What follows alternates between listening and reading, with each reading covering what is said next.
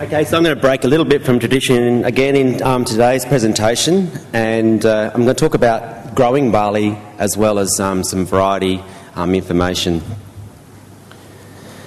Okay, so what are the topics that I'm going to cover in my presentation is how much seed that you're going to put in ground, how much is the right amount. I'm going to talk about the latest discussions that Curtin University, the Department of Agriculture and Murdoch University have had in regards to management of powdery mildew, and then I'm going to follow up or finish off with everyone's favourite, my favourite variety. Okay, so if we look at seeding rate, I mean, we get asked this question, how much seed should I sow? Should I be putting in the ground, 40 plants a square metre? Is that enough? Thin plants, lots of tillers. They always give me lots of yield, every farmer tells me. Or is it 99 or 220 or is it even 377 plants a square metre? What is the right amount of seed to be putting in the ground? So we've been doing quite a few field trials. Most of the field trials that we've been doing have been focused on varieties and looking at how varieties react differently to different management options. But we can value add those trials and use them to develop or predict optimum plant density. And so in our new project, one of the things is to convert those agronomic trials into a tool which you as consultants and growers can use in helping you with decisions on how much seed you actually need to put into the ground. Because if you ask people, 50 kgs per hectare, that's my choice. And there's lots of different reasons for choosing different seeding rates, but clearly there are opportunities to make marginal improvements in yield by getting the right seeding rate. Okay, so what I'm going to do is just focus on, firstly, a detailed trial that we did at Merredin last year, and Merredin was obviously the perfect year for it. No real rainfall to speak of, but we were able to manipulate the environment quite well with irrigation. So what we did is we set an experiment up. We used T-tape, which is this black T-tape here, to irrigate 2 rows of barley at a time, and we can put on the exact amount of water to the plots.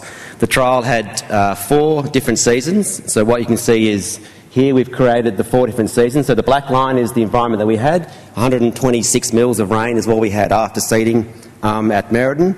And then the green line is representative of, we were trying to keep to 0.8 of pan. So we added another 160 mils of rain. In hindsight, we probably needed to have had a bit more water go on, but 160 mils of rain plus what we got is equivalent to what you'd expect of Meckering every year. Whereas the blue line is typically what you'd expect at Merredin every year. So that's about 220 mils of growing season rainfall. And so you can see that this is the trial layout.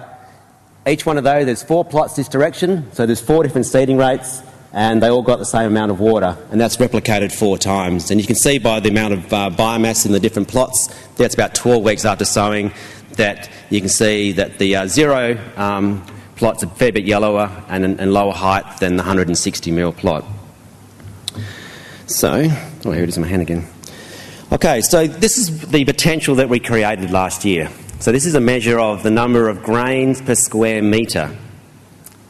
So this is effectively combining tiller number and grain number per ear together. So there's a couple of things that come out of this. Firstly, where we put no rain on and to our maximum plant density. So we went from about 67 plants a square metre up to 340 plants a square metre in this experiment. Currently most farmers are planting probably 90 to 130 plants a square metre. In the main. So, but from the bottom to the top treatment, there's nearly a 4-fold increase in the number of grains that we can produce in the crop, depending on the amount of rainfall and the amount of plants you put in the ground. So with the nil treatment, what you see is essentially the lowest density, we had a slight reduction in grain number per ear, I'd say grain number per square metre, with no rainfall. And then as we added rain, you can see that we actually increased our capacity to produce yield. So there's still a dip at the plus 40 mil treatment. We go up and then we roll over a bit more at the plus 90 mil treatment, and at the 160 mil treatment, then you can see that we actually start to go right out to potentially being able to sustain 337 plants a square metre of production in this trial. So that's the potential that we've created. Unfortunately, we weren't able to sustain that potential. But what you can see is even under severe drought at Merredin, 67 plants a square metre and 337 plants a square metre produced exactly the same yield. We had no decrease in that particular treatment. Where we did produce, we gave it 40 mils of rain, so that 40 mils was over 7 applications over the year. So you might have got 5 mils at one drop, none the next, 10 the next time, 5 the next, but a total of 40 mils over the growing season. You can see that we did have actually a reduction in yield from the lowest density to the highest density. Then the next treatment, we start to go up, then we roll over, and the highest density and the lowest density are the same yield. And then in the highest watering treatment in this experiment, the highest density is still higher in yield than the lowest density, even though the curve has rolled up and then rolled down. So what we've got to do is now estimate what the optimum yield for this type of experiment is. So I'll give you the theory of how we set it up. I'll just use the two examples of the the plus 90 and the plus 160 treatment. So in order to calculate optimum yield, we have to fit the data through zero, and we fit a non-linear curve using replicate data. And then we've got to fit a point of inflection that chooses the threshold at which we consider to be the optimum yield. So like in fertiliser experiments, typically you say at 90% of a maximum yield is roughly where the optimum nutrition might be. So in the work that we've been doing, we said, okay, we'll look at different thresholds. I want 0.5 kilogram of grain back for every extra plant that I establish. So in this particular example, it's the dots that are out to the right-hand side here. Or I'm more conservative, and I say, okay, I want 2.5 kilograms of grain back for every extra plant that I establish. So where does that come on the curve? So you can see that depending on what your rate of return is on the amount of seed you put in the ground, you can get quite a big variation in the optimum plant density that you might expect or want. And you'll notice that obviously if you just use this middle one here, the 1.5 kilograms, then the optimum plant density is actually lower than at the higher watering treatment. So over this particular experiment, what did we see? So in the nils and the plus 40, the optimum density was the lowest plant density that we established in those particular trials. But as we increased the amount of water, the optimum density actually went up. So in a typical Merredin type season, we would have said, okay, 109 plants a square metre was the optimum density for that particular treatment. And if we were saying, okay, I was in a Meckering type environment, then the optimum density actually might have been 142 plants a square metre. But again, you can see that in this experiment, that rainfall drove the optimum, and that depending on your rate of return, that also influences the optimum density that you want to work with. Okay, so that's a theoretical experiment. We've controlled the environment. We've managed the amount of rain that the crop's got. It's got regular rainfall during the growing season until mid-grain fill. What happens in the real world? Is this effect of the optimum yield going with increasing yield potential observed in the real world? Okay, so I'll just give you an example of some trials we ran in 2012. Okay, so in those experiments we established, again, anywhere between 50 plants a square metre to over 400 plants per square metre. And I can tell you it's actually quite hard counting 400 plants a square metre in a 22 to 24 centimetre row. It takes a while. But what you'll notice, and you may not notice because of the scale of the graph, is that all bar Merredin, there was a significant increase in yield due to seeding rate in all of the experiments that are put up on the screen. If we look at the bigger picture, okay, we've done 43 seeding rate trials since 2005. And if we do a back of the envelope type calculation, and we said, okay, if we look at the broad range of going from 50 to 80 plants a square metre and going right up to 220 to 270 plants a square metre, what's been the sort of impact on yield that we've observed? So in our lower rainfall trials, we've seen a yield impact of about 80 kilograms per hectare, and in our medium and higher rainfall trials, we've seen a yield impact of about 344 kilograms per hectare. So what when we talk about the way we're talking about, we're not talking about moving guys from 80 plants a square metre up to 270. Also, we're going to tweak it here, so we're going to go from 100 to 130 or 130 to 160. So obviously the level of impact that you're going to expect on farm is obviously going to be smaller than that. But even if we were to increase the yield by 0.1 tonnes per hectare, farmer has in 500 hectares of crop, there's actually 50 tonne even at $200 a tonne, it's still $10,000 more profit for a minimal increase in the amount of cost for that extra seed. I suppose one of the reasons that people don't bump their seeding rate up is they're worried about screenings. They're worried about driving their grain outside malt in particular and delivering feed barley. Okay, so before I get to that one, I just want to go back to the Popt. So if we go back to the Popt stuff, so I fitted those non-linear curves through all of those data sets that I showed you, the 7 trials from 2012, and this is what's popped out of that analysis. So on the bottom axis we've got the site yield, so the yield that Flaming, Bass, Bull Oak and IGB 1101 achieved at those sites, because they were common varieties across all of those trials. And if you just look at the 1.5 curve here, you can see that at the 1 tonne environment, the optimum yield was about 90 plants a square metre, and up at 4 tonnes, the optimum yield was about 165 plants a square metre. Again, depending on your risk, it could have been up here anywhere between 130 to 210 plants a square metre. So what it backed up is our theoretical trial is showing that potentially site yield will drive the amount of the optimum plant density they need to put into the ground. And that, depending on your rate of return, obviously that's also so how much risk you want to put in place. That again drives it. But clearly, one of the advantages of going to higher seeding rates is you pick up weed management.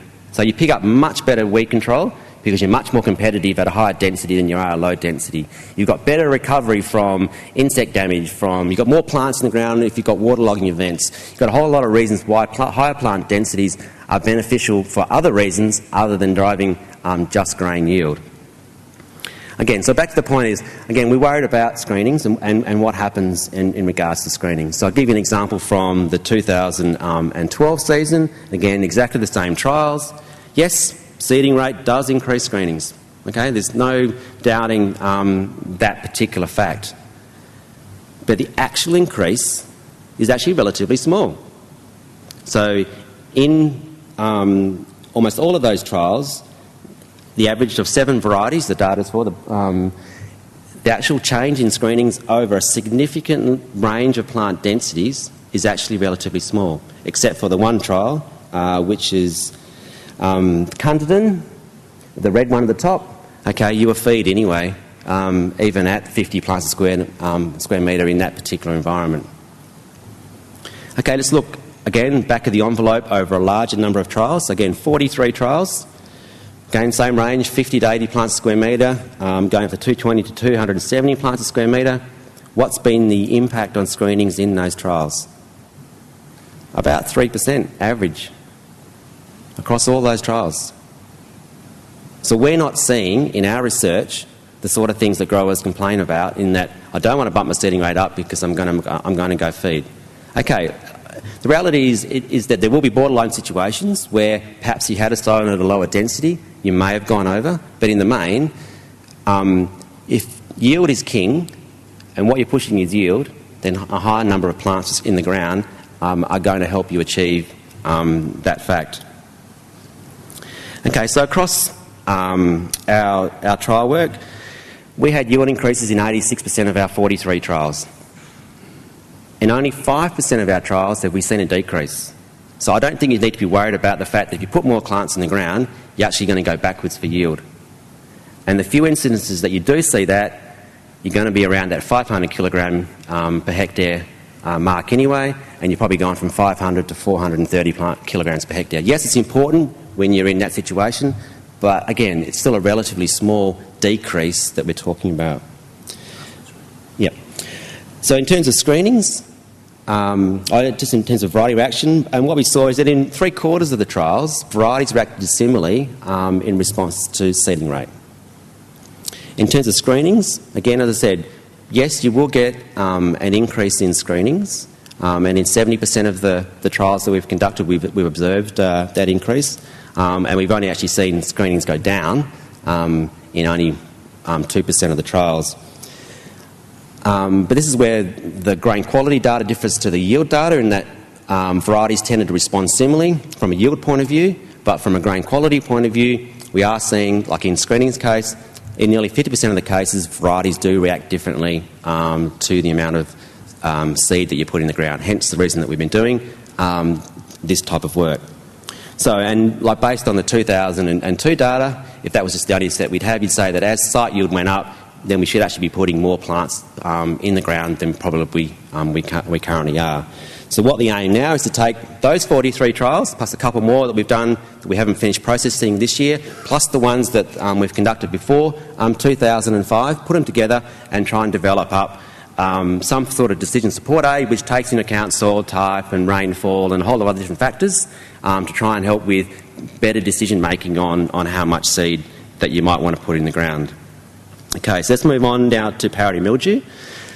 So as I said, this is a summary of a meeting that the department held with Murdoch University and Curtin University scientists. And essentially this is a summary of our latest knowledge in regards to powdery mildew. So what we know is that there's more than one mutation, and that's affecting the effectiveness of some of the fungicides that are out there. In terms of seed protection, what we know is that fluconazole is still effective. And this particular product should be used on all VS and S rated varieties if you choose to plant those varieties. The data also suggests is that flutriafol in furrow and also triaminol, so your Baytan type products, are no longer effective at controlling powdery mildew and therefore shouldn't be used for that particular purpose or where mildew is around. In regards to foliar protection, then the five main products that we've mentioned previously are still effective in controlling powdery mildew. The only subtle change to our recommendations is that whilst the application on the label says two sprays per year, what we are suggesting now is that you only use these products once each per year in controlling powdery mildew. Secondly is that they need to be sprayed before the mildew gets a hold because they only have preventative activity and are not curative. And thirdly is that tebuconazole or triaminol are not effective at controlling powdery mildew and should not be sprayed because they will promote further mutations within the powdery mildew fungus. There are a range of new actives being examined, and obviously last year we had spiroxamine on a 12-month permit through the APMVA. Hopefully that will similarly become available this year. The trial work in 2009 that Keith Giacina had done, and then last year that Keith and Andrea Hills have done, for example from the department, have shown spiroxamine to be very effective at controlling powdery mildew. However, it only controls powdery mildew and doesn't control anything else. So you need to be mindful of that if that product becomes available. And in terms of varietal resistance, okay, the amount of inoculum in the system is decreasing. The Esperance farmers might not think so, but it is, and I'll show you a graph in a minute as to why. Where possible, try not to plant VS or S varieties. So unfortunately that affects Bodan, Gardner and Flaming, being three of our main malting varieties, is that in high-risk environments those varieties will be difficult to manage the powdery mildew in and should be avoided if possible. The data from the Australian ACNFP has shown that virulence exists on the major genes that we have in our varieties, and that so it means that it is possible that you can put a variety out there and see more mildew on it than we expect, but varietal resistance still exists. And variety reactions therefore will vary from paddock to paddock. But if you do detect powdery mildew on varieties that are rated as MR, R or even intermediate, then please send samples to Curtin University so we can pathotype the mildew that's out there. And hopefully varieties with durable resistance will start to become available this season. Okay, so just quickly on this one, why is the inoculum decreasing? Okay, the red line is the amount of area that we've sown over the last 5 years to susceptible varieties, and I've forecast that through to this current season. So we've gone from probably 800,000 hectares of inoculum to probably only having 200,000 hectares of inoculum this year. So that's a good thing for the future. And then we have a number of varieties on the table here that have different levels of resistance into them, that are the ones that growers are starting to adopt. The ones that are highlighted in blue, Grange, Henley and Westminster, for example, have the durable MLO resistance, whereas Bark, Dash and Oxford have major gene resistance that is at risk of breaking down. Okay, so what will you plant in, what varieties will farmers be planting this year? So the blue line, the red line is malting varieties as we know them, so they're your Gardeners, Bull Oaks, Flemings of the world.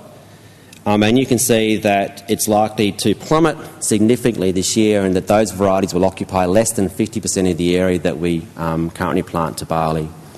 They'll be taken up with two new groups. So one will be your Bass Commander group, which is malt new, and the third group will be the ones that we're waiting for the registration on. Scope will be the major component of this increase in production, but also Grange and Henley if they're accredited. So certainly our inoculum levels are going to go down because we're going to have more resistant varieties in the system. But in terms of where we're going, alluded to, and high marsh is going to be the mace of barley. It's going to be everywhere this year. And as Kevin spent his whole session on talking about is, can you beat mace? Well, the same thing applies to high marsh. Can you beat high marsh? And what are the options that are going to meet it? Okay, so we just look at the feed barley competitors for high marsh. Here's my interpretation of NVT data, except I've included all of the agronomy data that Raj Malik, myself and Andrea Hills have. This is side-by-side comparisons. So in this particular example, there's 225 observations. Every variety that's mentioned on this graph has been sown in those trials. So there's no missing data sets. They've all had exactly the same environment, background and soil type. Okay, what it shows is that in the 3.5 tonne environment, there really isn't a feed barley that actually beat high marsh, except if you've got barley leaf rust, and you might consider fleet in that situation. And in the 3.5 tonne environment and above, then I've shown Lockyer on this particular graph, but you could put up Dash or Oxford in the same graph, and you'd see that those varieties are equal to or higher yielding than Hindmarsh. And there's some reasons why you might also consider Dash, Lockyer and Oxford from a disease resistance point of view, whether it be the fact that Dash and Oxford have got better resistance to, say, powdery mildew and barley leaf rust, or other reasons. But certainly there are feed barley options that farmers could consider in those 3.5 tonne and plus environments that are better than Dash. Okay, so what about malting varieties? So if we just look at the ones that we can grow at the moment, same sort of analysis. We're looking at the yield performance, this time with Bodan as the control variety, and it's the yield of varieties relative to Bodan at different yield potentials achieved by Bodan in those trials. So in this particular example, we've got 254 observations going back to the 2005 growing season. And the things that stick out here is that in the less than 2.5 tonnes environments, it's difficult to say that there's any other variety that's better than Hindmarsh. In the 2.5 to 3.5 tonne environment, then it starts to get interesting, because this is where malt premiums, cost to grow, access to delivery points come in and start to play with the decision on, do you grow a malting variety or do you grow Hindmarsh? Once you start to get into the 3.5 tonne environment and plus, it gets a little easier, because Bass, Commander, Bull Oak, for example, equal Hindmarsh for yield or not better. So as varieties in their own right, they're probably going to make just as much profit as growing Hindmarsh. If you get them to go malt, then clearly you're going to make more money than growing Hindmarsh.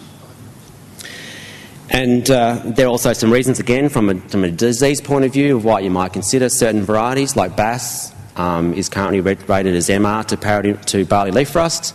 It's asterisk because it's a single gene. That gene's broken down now in Eastern Australia, and certainly it's at risk of breaking down in Western Australia, but at the moment it's considered to be moderately resistant to barley leaf rust. Okay, so Just briefly on Bass, it is new to the market. It's still undergoing market development, and as we've reiterated a number of times at field days, we believe that growers need to wait at least 2 years before scaling up on any of the new varieties that are coming in to ensure that the market has had time to assess the variety and say yes, they like it or they don't like it. And jumping in early and expecting to get a malt premium straight away is going to be difficult because the customer hasn't seen the variety, even though it's been accredited by the Australian system as being suitable for that particular purpose. Bass, okay, it's not going to sit there and jump at people and say, look, grow me, grow me. Okay, it's an okay variety. One of the key attributes that it's got that growers will like is grain plumpness. It's as plump as Vlaming, not quite as plump as Sterling. It'll give you a higher probability of going malt, and that'll be probably a key driver for the adoption of this particular variety. Okay, it's got a better disease resistance profile than Bodam, but single gene for barley leaf rust, and at the moment it's MS for powdery mildew. That is still very useful, but what the long-term future of that resistance is, I can't tell you. Okay, Commander, very strong demand domestically. So if Joe White Mouldings could get 100,000 tonne of Commander, they'd be very happy. There are grain markets opening up for Commander, and certainly the Eastern States growing Commander has been successfully exported to China, and certainly we expect that once Joe Whites have got their needs met, that grain could also go from Western Australia to those same markets. The only issue that mostly the growers are seeing with Commander is straw strength when you're going under 4 and 5 tonnes. Okay, so just finish up on a couple of the new options. So these new options being Scope, Grange and Henley, we're currently awaiting for the decision on whether or not they are going to be classified as a feed, a food or a malt variety. But the same thing pops up in assessing those new varieties as it did with the Bass and the Commander. In the less than 2.5 tonne environments, difficult to find a case to grow them. But clearly in the 3.5 tonne and plus environments, lots of positives from a yield point of view. And certainly for Grange and Henley, MLO resistance to powdery mildew, they've got RPH3 and an adult plant resistance gene to barley leaf rust, going to provide you with certainly a minimal disease management option for those particular diseases. So there's certainly a lot of potential for those varieties. And again, it comes down to what's the premium in that 2.5 to 3.5 tonne environment. Okay, so from new options, if Grange gets accredited, it's still got to go to international markets. It's still got to find a place there. Plant in line with what you expect. If you expect feed barley, then that's what you're happy with. It's shown that's very high yielding, and it's certainly worth considering. Look, it's got a great agronomic package. It's high yielding. It looks very good. Doesn't appear to have any major faults. So it looks very positive as a variety. Durable mildew and certainly durable barley leaf rust. Henley. Okay, it's an old variety internationally, but when we send it to market, it will be a new variety effectively for a while because it's coming from a different country. That they'll soon work out whether or not Australian-grown Henley equals French-grown Henley. There are a couple of things that have been observed that people need to be aware of. They may not occur, they may occur, but you need to be aware that they may occur. So in some of the DAFWA trials, head loss has been observed in some of the trials, and you need to be aware of that. And certainly, Ian won't agree with you necessarily here, but in the NVT database, in our own trials, we've seen that the hectolitre weight of Henley has been lower than other varieties. And again, but the big positives, MLO and barley leaf rust resistance from the high rainfall areas is going to be a massive positive in our current environment. Okay, so I'm being wound up. Scope's there. It's going to come as a barley grass. It's going to be the tool thing. My 3 messages are sow more seed to get more yield. We're still not out of the powdery mildew problem yet. We need new modes of action. We still need more durable varieties. And that high marsh has a place, and there is a place for other varieties.